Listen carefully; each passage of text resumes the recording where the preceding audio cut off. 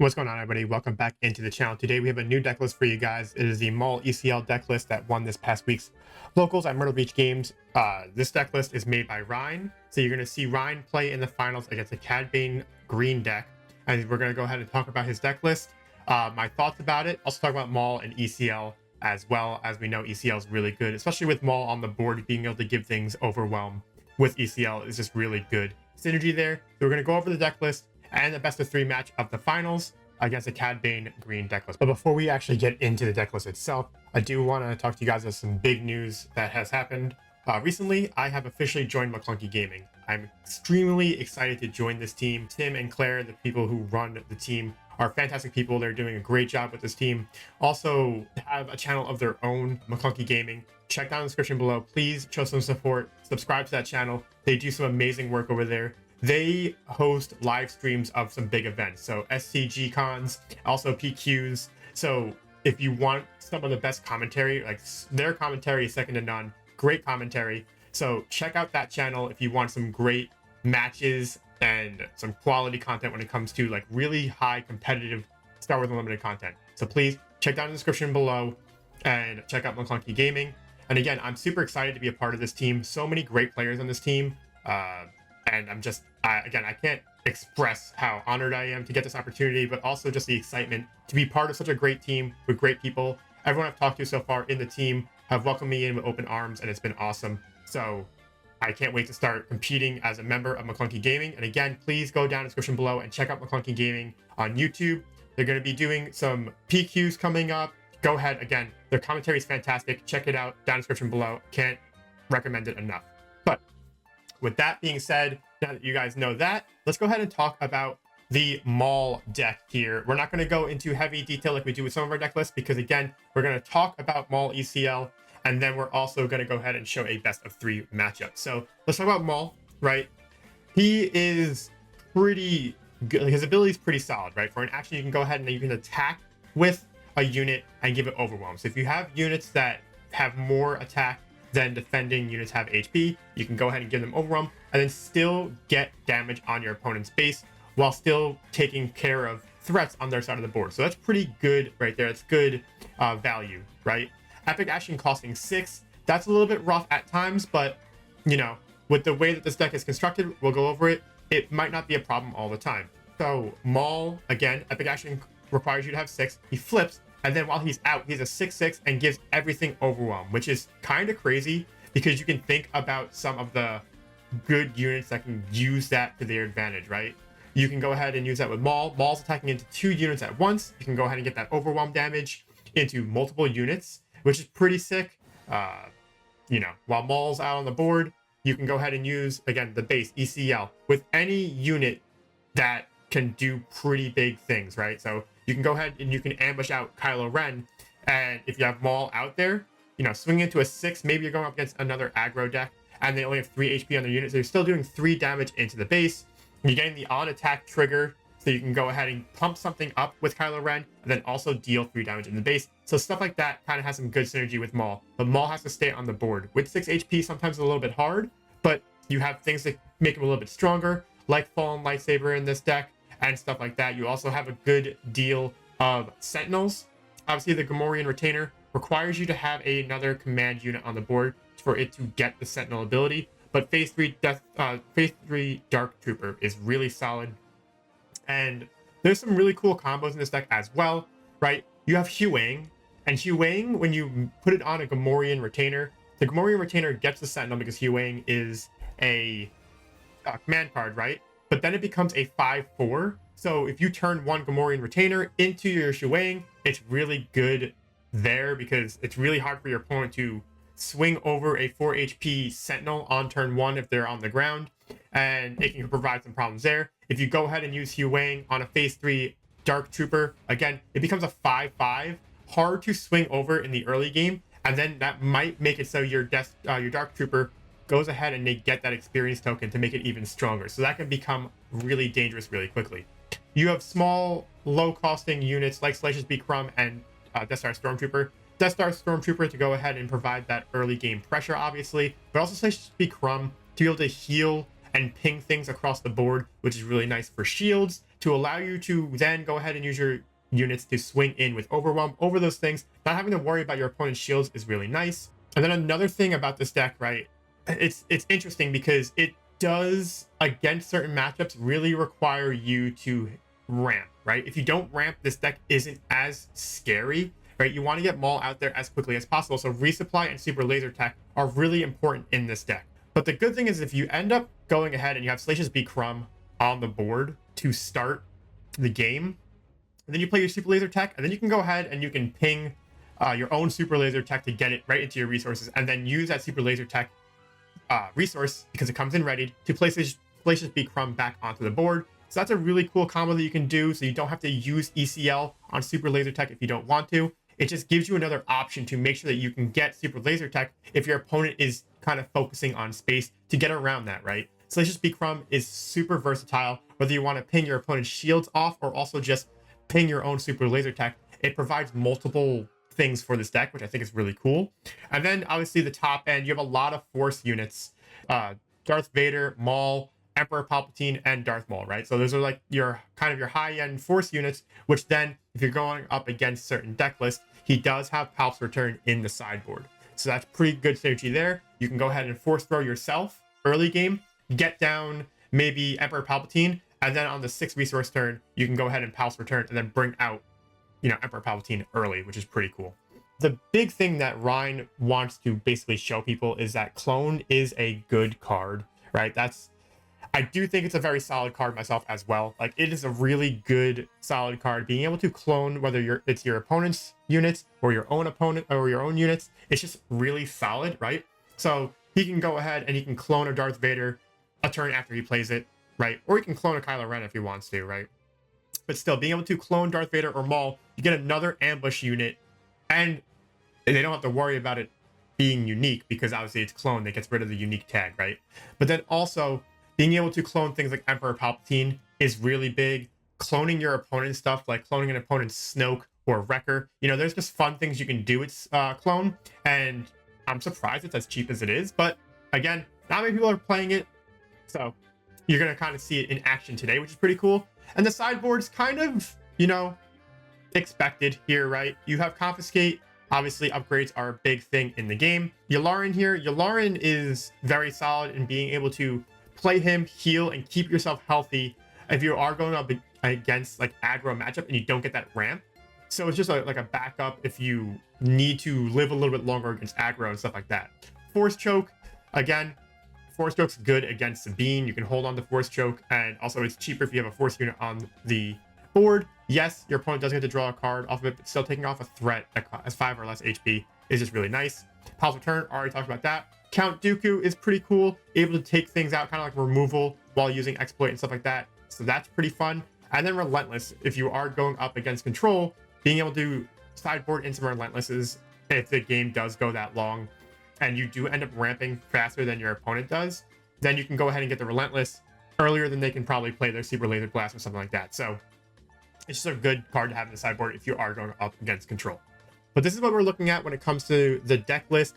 Obviously, I didn't talk about Overwhelm Barrage. We know what that does, right? And there's some other things I didn't talk about because obviously we know what some of these cards do. Timely Intervention, also really good to just have Ambush ready for yourself. Yes, it will cost you 1 more for a unit, but still being able to ambush in things later on in the game if you have used your ECL or if you want to save your ECL, it's just a really good card. But with that being said, we're going to go ahead and hop into our actual best of 3 matchup against Cad Bane, and I hope you guys enjoy. All right, we are here for game 1 of the finals. You see Maul against Cad Bane Green, right? Ryne running the Maul Green deck here. So basically, we're getting the resources down, and we'll see how this goes. It looks like the Cad Bane player has the initiative here, and they're going to go right ahead and drop down Crafty Smuggler. Being able to get that shield, the shine of the card is quite blinding. And then you see Kylo's TIE Silencer. So being able to get around the Crafty Smuggler, not having to worry about it swinging in, and then going that route. Also, not having the initiative, the Cad Bane player was not able to get the ping off early, so he doesn't have to worry too much about that, right? And he's able to kind of make sure he gets the 3 damage into space unless, you know, something captures the Kylo TIE Silencer. There we go. and then kind of go that route. But we'll see what the Cad Bane player wants to do first. He goes straight in for the swing, and he gets 2 damage on the base, and then Ryne just makes sure he gets his 3 damage in as well. So you're just seeing going as fast as possible, right? Trying to get damage. And then the 3 drop, you have Toro coming out, which is very good. Again, if you play a bounty hunter, you can go ahead and ready him. So you can swing with him and make sure he comes out and swings for extra damage. And then as we talked about in the deck list video, the super laser tech here is really important. Again, obviously not going to be able to take out either the crafty smuggler or the Toro here, but still being able to get that ramp for Maul is just very important because again, Cad Bane coming out, he is a 2/8, which makes him really hard to kind of swing over, but also he has raid too. So not only is he hard to swing over, he's also hitting your base or other units harder than, you know, what's on the card right there with that raid. So it makes him just very dangerous. And the ability to kind of ping for extra damage is also quite scary. So being able to kind of ramp here pretty much for free, because he has the ground unit, so Ryne can now go ahead, use Super Laser Tech to swing into either one of his units, whether he wants to get rid of the shield on the crafty smuggler or just hit Toro for 3. We'll see what happens here. The Cad Bane player goes ahead and elects to swing into base for another 3. So getting that 5 damage, again, playing ECL, you know, just trying to get damage as quickly as possible. Ryne does elect to take off that shield just to make it so he can potentially swing over crafty smuggler and deal some damage into the base while he does that. So crafty smuggler goes ahead and he swings the 2 damage into the base. And then Ryne comes back and swings in for 3 of his own. Now you see the Forlom coming out. He is going to go ahead and he's going to ping the Forlom, so his Toro can come in here and be ready to deal even more damage into the base. And then the Cad Bane trigger to deal 1 damage to the Kyle Tai Silencer. He is going to go ahead and ECL out his Super Laser Tech here. So now he is at the 6, so he is going to go ahead and be able to swing, bring out the Maul and swing into stuff and kind of control the field here, right? You see the Toro getting in for 6 damage on this turn, so you can see the kind of the speed that Toro does bring. Out comes Salacious B. Crumb to heal up the base, putting him at 9 rather than 10. And now he has 2 resources left to go ahead and bring out the Gamorrean Retainer. So now he has that Sentinel to protect his base. And now he also has Maul to be able to swing the Toro, so he doesn't allow his opponent to keep re-readying units as he continues to attack into his base. So a great turn by Ryne here. He kind of set up his board in a really good way. He is out of cards in his hand. I think he has 3 now, right? But still, like, being able to, 1, get the Sentinel up, heal off Salacious B. Crumb, get out his leader this early. It's just, again, when you ramp with Maul, it's just a really good way to put your opponent on the back foot. So if the Cad Bane player can't do anything to take out Maul soon, it can then start to kind of get things like off the tracks, right? It can really start to combo off. And okay, so you see the Cad Bane player electing to go in with Zuckuss here. He is going to ambush into the Sentinel here. I don't know if I agree with that play. He has Saboteur. He could have ambushed into the Maul, and with the combination with Forlom, he would have lived because he's a 7/7 at the moment. So that's something that I would probably like change in that moment. But again, getting rid of the Sentinel is kind of good here as well. And then the Salacious B. Crumb does take the 1 damage for the ping from the Cad Bane, right? You see Maul come in here, right? You're going to see it probably go into either the Zuckuss, probably the Zuckuss, just to make sure it gets off the board and then doesn't have the Sentinel or the +1/+1 with Forlom here. The Salacious B. Crumb takes the damage, so for Maul, it has no damage on it, which is really good. The Zuckuss is the thing that Maul hit into. Zuckuss just wasn't removed from the field yet, and eventually they do kind of get this the Zuckuss off the board. The Forlom is probably going to go ahead here and swing into the Maul, which is probably the better play because you can't let your opponent now swing into your base for 6 or just hit into your Forlom and still, you know, get rid of your unit and get the overwhelm for 2, right? So it's the proper play. Use your Forlom to get rid of the board here. You see another 3 come in from the Kyle Tai Silencer, but still the Zuckuss is on the board. That will be removed shortly. They will have a discussion because Maul coming in with ambush, taking out the Zuckuss, and then making sure the Salacious B. Crumb takes the damage is what makes sure he stays on the board fully healthy. And now you have the Cad Bane player a little bit behind here. You see how the ramp with the two super laser technicians really kind of turned the tides here, because again, he got Maul out super early. It just provides that early pressure for him to clear the board while also getting damage on his opponent's base. And it's just really devastating. If he can resource even just once, it's scary. But if he can get 2 ramps early in the game and get Maul out super early like he did in this match, it's like devastating, especially against aggro decks.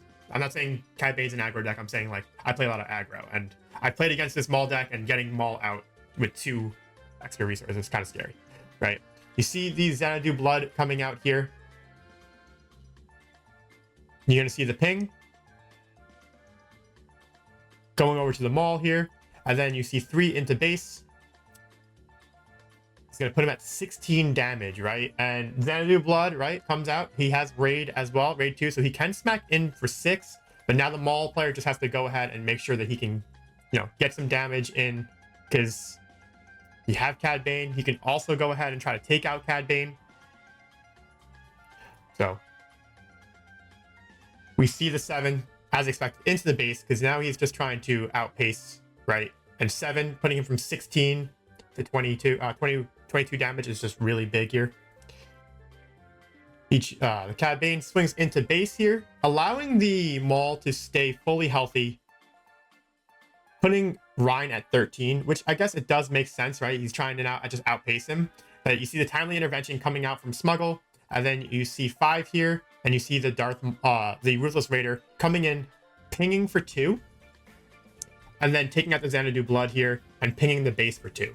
So that's a really big turn there, because your opponent used all the resources to get Xanadu Blood to kind of put the pressure on, because you can get another 10 damage in, and if he had a surprise strike, he potentially could have won if, you know, he had the initiative and went that route. But now he only has Cad Bane on the board, whereas Ryne is now a full board here with Maul, Kyle Tie Silencer, and Ruthless Raider to potentially swing out for game here, unless you see something pretty crazy come out from the Cad Bane player. All right. We see 7 coming out. You see the Cad Bane unit coming in here. So he's now able to capture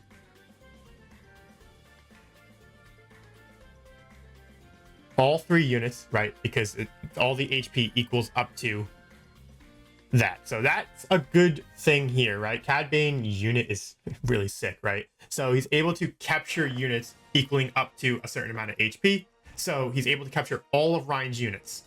You do see the Vader come out here, and he's probably looking for a Sentinel to stop the Cad Bane from being able to swing in to his base to kind of protect himself. So he goes for the Phase 3 Dark Trooper here, which is good, and he does choose to ambush into the Cad Bane. So now if Cad Bane wants to attack, because he knows he has no resources, that if he attacks, he can't pump him up anything, so he can't like get more HP. So if he does choose to swing, he loses his Cad Bane here, because he'll be swinging into the Phase 3 Dark Trooper, and he'll be cracking back for 3. So there's like, he has to think a little bit here, and if he attacks with his Cad Bane unit, then Ryne can go ahead and get back a unit that is captured by Cad Bane. So it's a weird position, right? So he is going to choose to trade into the Phase 3 Dark Trooper here, and then Ryan's going to go ahead and take the initiative.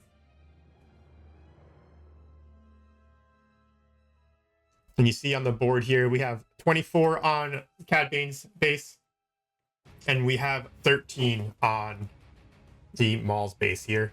And the Overwhelm Barrage, he's just going to go ahead and take out the Cad Bane. So he gets back his units. The Cad Bane player scoops here because he knows that he can go ahead and swing in for game, and he has nothing that can stop him. No Sentinels to stop him. So that's going to be game 1.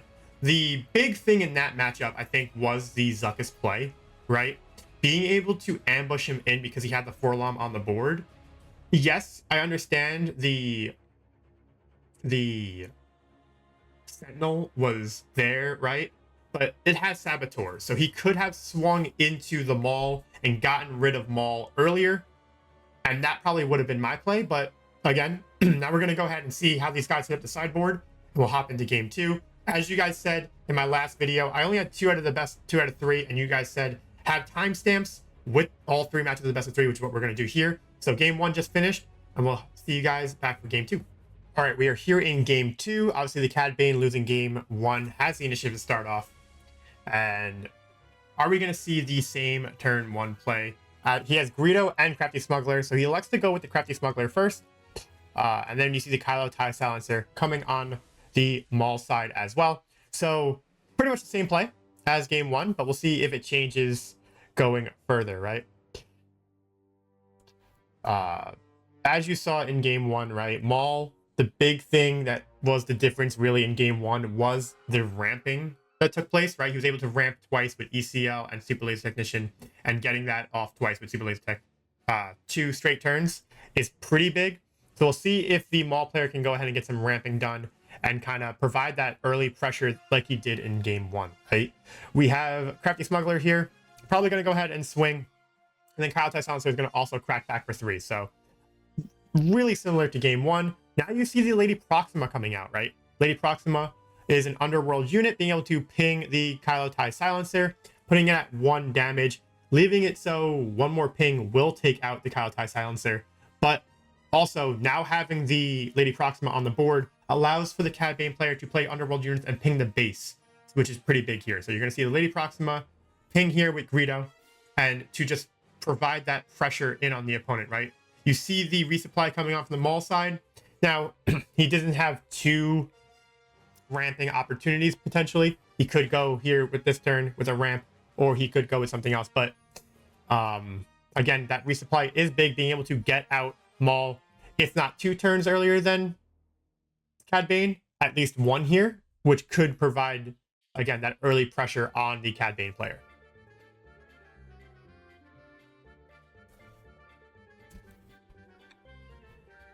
You see the ECL coming out here, and he does choose the ECL with Darth Maul, being able to take out Greedo and the Lady Proxima, so there will be no more pings when he plays underworld units on the base, but he can still ping things with Cad Bane, right?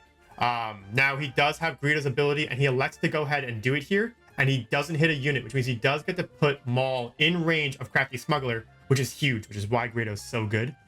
Being able to put Darth Maul in range of Crafty Smuggler will stay on the board while Darth Maul is taken out. It's kind of big there. You see the Crafty Smuggler doing exactly that, taking out the Maul, staying on the board, and then you see the Kylo TIE Silencer putting Cad Bane at 6 damage on base. And then you see in his hand he has No Good to Me Dead, and the Pirated Starfighter, which is really cool and unique. He is able to bounce back a friendly unit, and because he has 4 resources, he can go ahead and play Crafty Smuggler and get that shield back, which is pretty cool right there, right? Also, pinging with Cad Bane, taking out the Kylo TIE Silencer, setting back the Maul player a little bit here. And again, Crafty Smuggler comes out with a shield. It's pretty good here. You don't see many Pirated Starfighters played too often, but it was a pretty nice play there. He does have No Good to Me Dead in hand, so if Maul does come out here, he can instantly put it exhausted, and it stays exhausted for at least 1 turn and won't get unexhausted at the regroup phase. So that is kind of big here. And you see Maul is at 6. Boom, he goes right ahead and he brings out the Maul. There is no reason that he shouldn't play No Good to Me Dead here. He could go ahead and choose to swing in with the Crafty Smuggler and then bring in the Forlom to then kill the Maul. But I do think the proper play here is to save the Forlom ambush for later on and use the No Good to Me Dead and kind of tap down that Darth Maul, because then he can go ahead and he can get 5 damage in on the base, getting some base damage with the Pirated Starfighter. If he has to do that, can go ahead and do that. But you see the No Good to Me Dead, so Maul is exhausted, but he is able to take out the Pirated Starfighter and ping the shield here. And so, yes, Maul is a 7-7, an 8-8 for the turn, but he can't swing because he's exhausted. So the No Good to Me Dead play was the proper play here. He puts Ryne at 5 damage. You see Salacious B. Crumb, he goes right back to 4. And based on the cards from the Cad Bane player, you're probably going to see Salacious B. Crumb come out here and also heal him 1, which is pretty nice. And then the crackback with the ping from Cad Bane.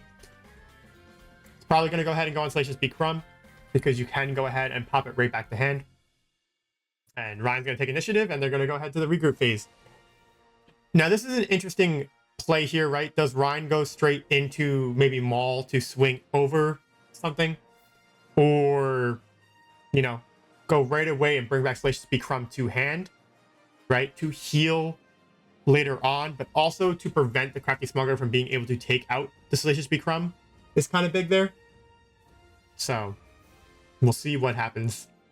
Ryne at 7 resources. This is also the Cad Bane flip turn, so we'll see what happens on that side as well.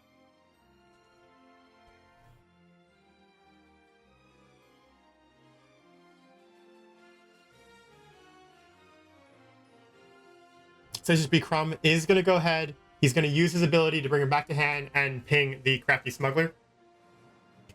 Not losing the Salacious B. Crumb to the Crafty Smuggler probably is the proper play there. They don't want to risk losing that boy.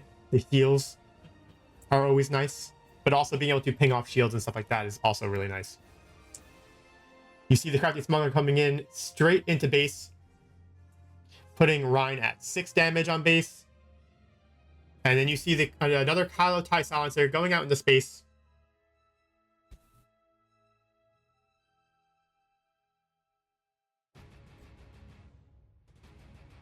There's an interesting thing here, right? He can go ahead and use Salacious B. Crumb to ping the Maul, and then see where he puts the damage with Cad Bane when he brings it back out. Because if he does put it on the Maul, he can then go ahead and bring in the Furlong, which I don't see Ryne putting damage on Maul right away off of Cad Bane's ability, but also being able, he has multiple ways to take out Maul this turn with either Furlong, Cad Bane flip, so that play probably isn't going to happen because the damage from Cad Bane would probably end up going on the Kylo TIE Silencer.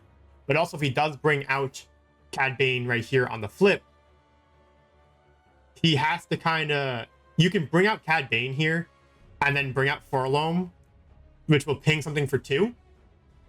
And then could potentially take out Maul, because I don't think he would do the 2 damage to the Kylo TIE Silencer and lose it. So it's kind of interesting there. But you see the Xanadu Blood here. He's bringing the Crafty Smuggler back to hand, so it's going to get another crack at with the shield.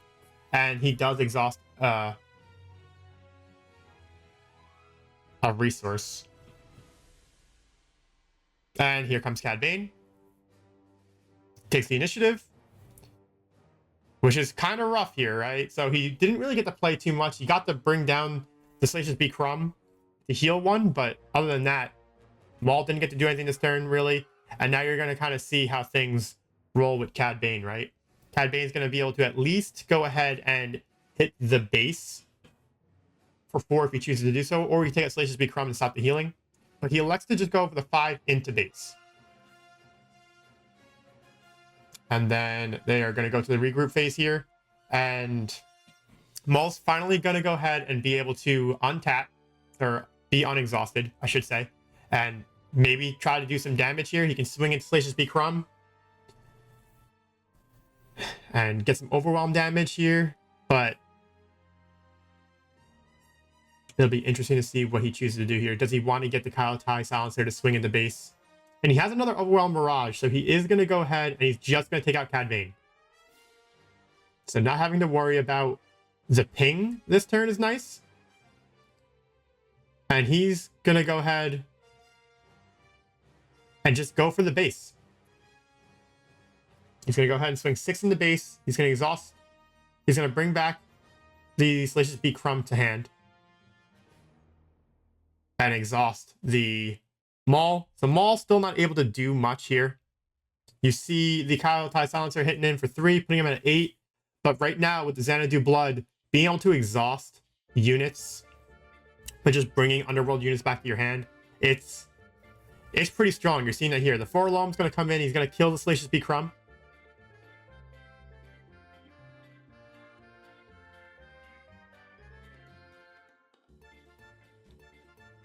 And then you see the Force Throw. So he's going to go ahead and get rid of Clone and get rid of the Xanadu Blood. Good play there. Being able to finally get rid of the Xanadu Blood. Now the Lady Proxima coming back out, the initiative is being taken, and the Crafty Smuggler with that shield is coming right back out here. Pinging the base for 1, putting Ryne at 17 damage. And yeah, it's getting kind of interesting because, right, if he had Overwhelm Barrage, the Xanadu Blood, Maul could have swung into Cad Bane. But again, you know,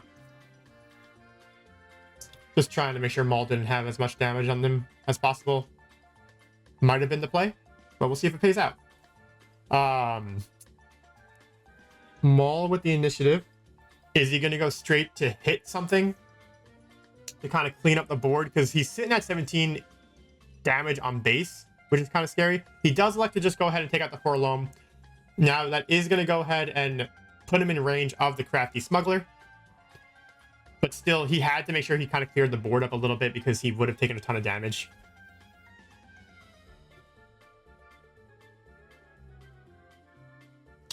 He's going to, like, he could easily take out the Maul here with the Crafty Smuggler, which I think is probably what he's thinking about. Maybe he's afraid of another Overwhelm Barrage. But again, if he does use the Crafty Smuggler here to take out the Darth Maul, then he doesn't have to worry too much about Overwhelm Barrage. He's going to go ahead and Hotshot Blaster in, leaving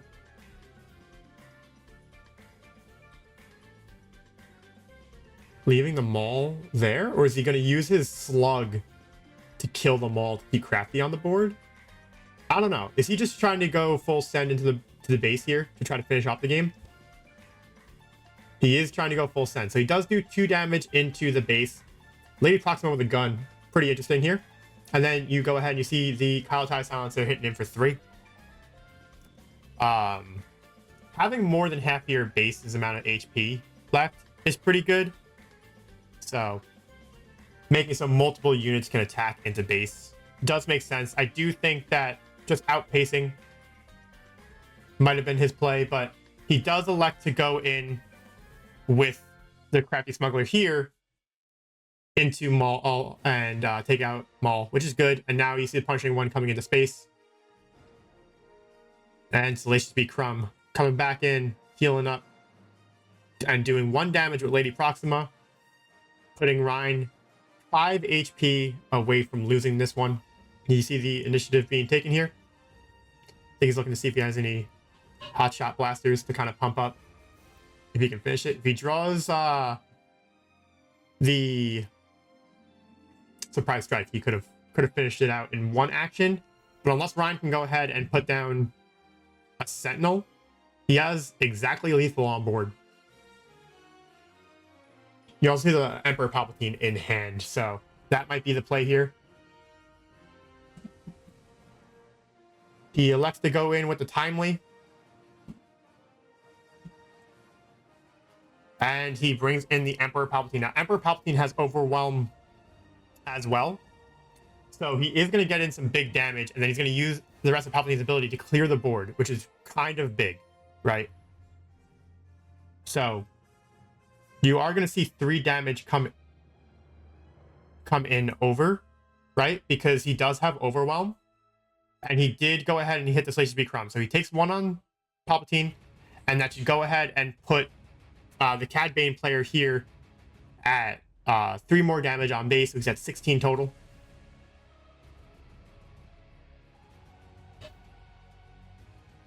And that's a big flip there, because now there is no lethal on board, but you did see Cad Bane unit in hand, so he is able to go ahead and capture the Palpatine if he wants to do that, or just capture both of the space units. So he does elect to capture both the space units, which is a pretty good play there, because now there is no way of Palpatine taking out the Cad Bane there, and he does have lethal on board with Cad Bane with 1 swing. And there was nothing that the Maul player could do, obviously, so they go ahead and they're hopping to game 3.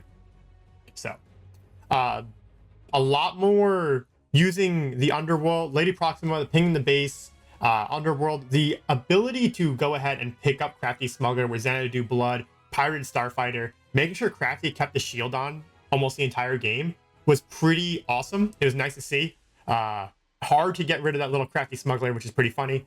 But we're going to go ahead and hop over to game 3 and see you guys over there.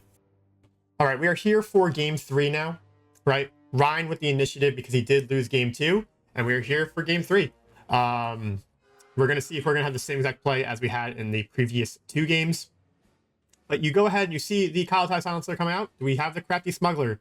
We do not. We have Greedo coming out on this side. He is going to get the ping, so he's going to put the Kalatai Silencer on 1 HP.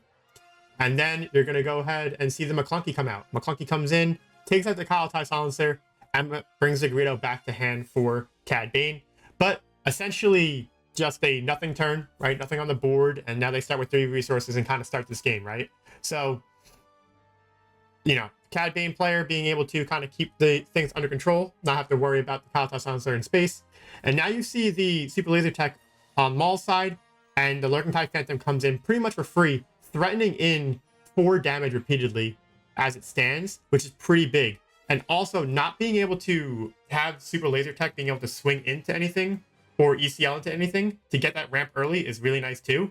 But also with Super Laser Tech on the board, it kind of makes your opponent think twice to use the Cad Bane ping because he does get to choose where it goes. The Punishing One comes out with the ECL to make sure he doesn't have to worry about the TIE Phantom, which is a pretty good play. We got to see that he did put a Lurking TIE Phantom in his resources early in the game. So now, potentially only having 1 left in the deck, that's pretty good for the Maul player here. Again, the ping from Cad Bane, it's hard to ping here. Because again, you can keep the Super Laser Tech, you can have the Super Laser Tech take that ping damage and get put in as a resource. So he's choosing not to ping, which is probably the proper play here. He's going to go ahead and do 2 in the base, keeping Super Laser Tech on board and keeping that ping kind of under control. And here comes the Greedo. Again, no ping. And I think he's trying to convince him to ping. So now he takes the initiative here. And you see the Pirated Starfighter taking the Salacious Beak Crumb back to hand. And now he's going to ping, right? He elects to actually, I believe, initially he wanted to go ahead and ping his Super Laser Tech, but thinks better of it, right? He pings the Punishing One, which kind of makes sense, right? You can go ahead and he has the initiative. So he can go ahead and use Super Laser Tech to take out the Greedo here. So I think this is the proper play. Yes, it does allow the Pirated Starfighter to take out your Punishing One, but you also take out Greedo. So essentially you're both going to lose like a unit here, but the thing is that he's also going to get ramped up, right? He's going to get to that 6 resource turn and get Maul next turn, while also taking out Greedo, which saves you 3 damage on base, which is really nice. So I think that that was the proper play, and because either way, the Pirated Starfighter could swing in and take out the Punishing One. So keeping the Super Laser Tech here for the first move here, and being able to basically take the Greedo with it, which is exactly what happens here, which is nice. Now he's at 6 resources, so he has Maul pretty much active if he chooses to go ahead and do so. Surprise Strike coming in here. He has to be going into base, which he does. It goes 6 damage into base, which is a big hefty hit on ECL. And then the Punishing One goes ahead and swings into his base, putting him at 5. So just kind of keeping the momentum and the damage on base pretty much the same. You see the Greedo coming out. He is going to go ahead and ping and take out the Punishing One here. And now you're going to see Maul come out. And we're going to see exactly... And he goes no good to me dead. So he is exhausted for 2 turns. You see the Salacious Beak Crumb come in here, heal 1. And he had to leave up 5 resources, which is massive. So the Cad Bane player is sitting really nice here. He has some good options in hand too. I mean, he can really only play Zuckuss this turn, and it can't have ambush. So he has to put down the Maul to make sure that he can get his Cad Bane as well. So he can get Zuckuss and Cad Bane, which is pretty nice. But still, going to be interesting to see how this one kind of plays out here, because Maul's presence on the board right now is still pretty scary. But he can use Greedo and Cad Bane to kind of take him out. He's going to use Salacious Beak Crumb's ability Oh, he has the initiative. So, got a little ahead of himself, I guess. So, you can go ahead and use Greedo's ability to potentially take out Maul here, if you choose to do so, right? Is he electing to go 5 in the base, or 5 into Maul and get the luck? He does go 5 into Maul. Does he get... So he does that, right? Yep, he has to go ahead and do the smuggle first, right? And now he sees if it's a non-unit card here, and it's not. So Maul does get to stay on the board. I mean, it's a gamble, but still, putting Maul at 5, you can go ahead and bring in Cad Bane and kind of keep things rolling, right? We see the Gamorrean Retainer here, so now anything with ambush and even Cad Bane can't attack into the Maul. Pirate Starfighter does 3 to base, putting him at 8. And then you see Hugh Wang. That's the combo we were talking about when going over the deck list. Hugh Wang making it so the Gamorrean Retainer is now a 5-4. Oh, no, he puts it on Maul. He puts it on Maul. Which makes sense. But out comes the Cad Bane. Cad Bane has to swing into the Gamorrean Retainer here, which he does. And he swings back for 3. Maul's now swinging in for 8. And he has overwhelm. So if he wants to, he can take out Cad Bane, not have to worry about ping for a turn, which is nice. So, but he also has options, right? He can go ahead and swing into base. A single Maclunky taking out Maul here is probably going to make him want to go ahead and swing into the Cad Bane. Keep things a little under control. He goes with the Emperor Palpatine to finish off the Cad Bane, dealing 3 there, and then 3 to the Pirated Starfighter. 1 extra. Because I did bad math. It's 5. 5 to Cad Bane, and then 1 to the Pirated Starfighter. 6 total. I forgot the 8 HP. So, now he has to kind of decide what he wants to do here. Because Maul, sitting pretty. He chooses to attack into the base for 3.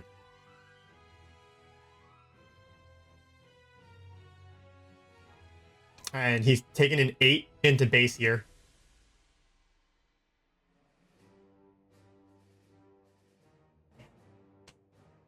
So that big hit, right? 8 into base, pretty hefty hit here. Now you have Emperor Palpatine and you have Maul kind of sitting there as big threats. And even if Maul does get taken out here with Maclunky or anything like that, Emperor Palpatine has overwhelm anyway, so it does not matter, right? Hugh Wang just going to go ahead and swing into base here. Getting that 2 damage, putting him at 15. And then you're going to see the Maclunky. Right? Deals the 1 damage with the Lady Proxima.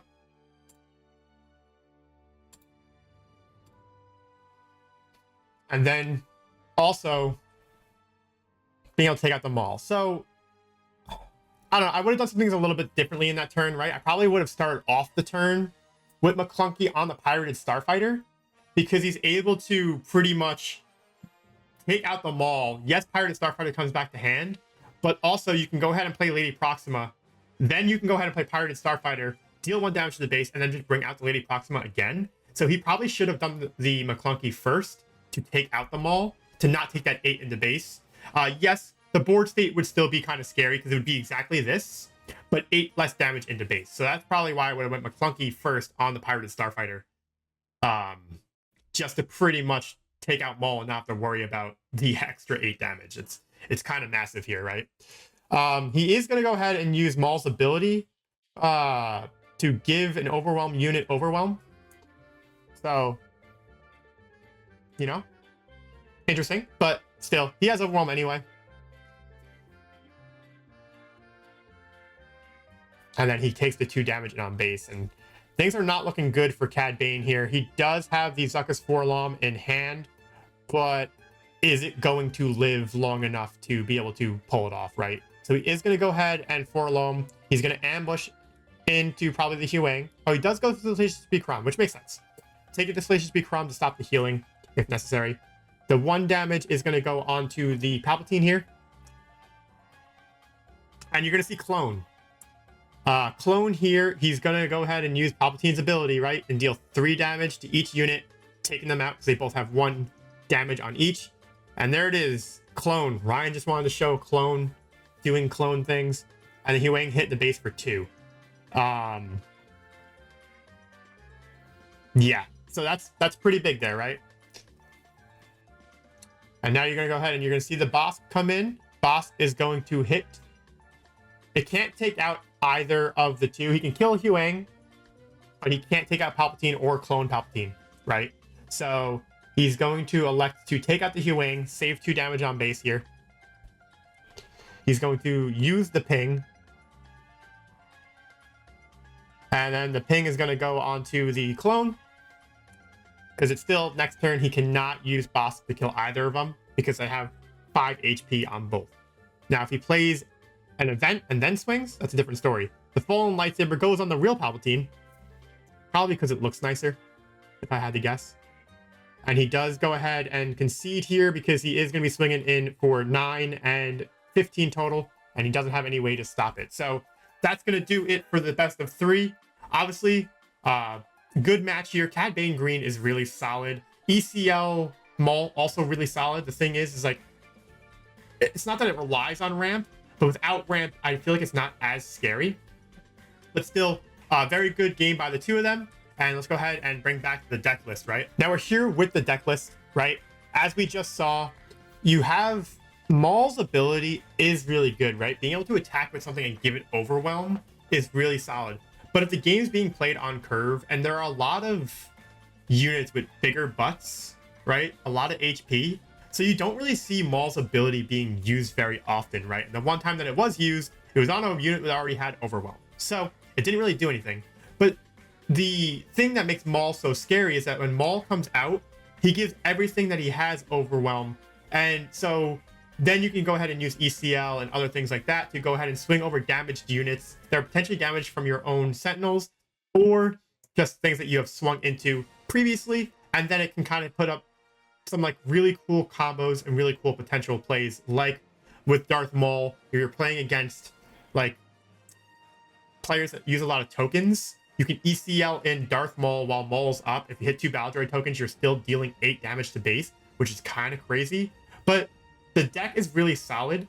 Huang, the combo, we saw it played on Maul in that game. But even just early game, as I've already said before, Gamorrean Retainer with Huang, a really cool combo. Just try to keep you healthy early game against aggro and stuff like that. It's a really hard thing to remove when you turn 1 Gamorrean Retainer and then turn 2 Huang. Like, that's really scary to kind of get around for an aggro player, right? But does it heavily rely on ramp? Kind of, but not really. I think it'd still be pretty decent, but without the ramp pieces, like if you don't get at least a resupply or a super laser technician, it can be a little bit difficult in some matchups, right? But still a super fun deck. Check out the link down below. There'll be a link to the deck list down there. Hopefully it actually works this time, because every time I put a deck list down there, it doesn't work. But also, check out Maclunky Gaming's channel. That will also be listed down below as well. It'll be listed in every video of mine going further. Show them love, show them support. They're great people. They put on some great content, great commentary in some high level competition events, SCG cons and PQs. They have the opportunity to live stream Tim and Claire, and they do a fantastic job. And again, check out the channel. Can't say enough great things about Maclunky Gaming. That channel is fantastic. So again, hit the sub button down there. And also, if you are new here and you're enjoying the content, make sure you hit the sub button over here as well. Support is always appreciated. And we're going to try to get some more giveaways going on in the future. We just did a giveaway for a box for set 3. Hopefully, the person who won it, Oddball, shout out to you, gets their box, and they're going to go ahead and send me a picture of what they pull, and I'll show it on a video when I do get that picture. So with that being said, we're going to go and get it here, and we'll see you guys in the next video.